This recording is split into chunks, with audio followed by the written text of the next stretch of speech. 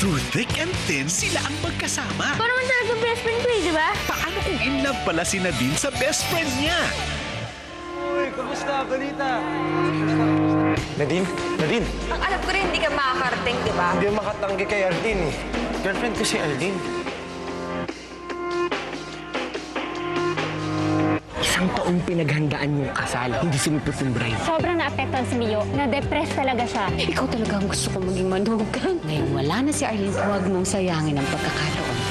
Alam ko, ibang-hiba ka na ngayon. Pero huwag ka mag-alala. Andito lang ako. Papaalala ko sa'yo kung gaano kasarap na in love ulit. Makakaya ba niyang pikutin si Mio? Huwag lang siyang mapunta sa iba. Pinabibigay ni Harry sa'yo. Nadine Zapanta, will you marry me? Sa direksyon ni Rory B. Quintos, My Cheating Heart. Ngayong December 7 na, bago mag-14.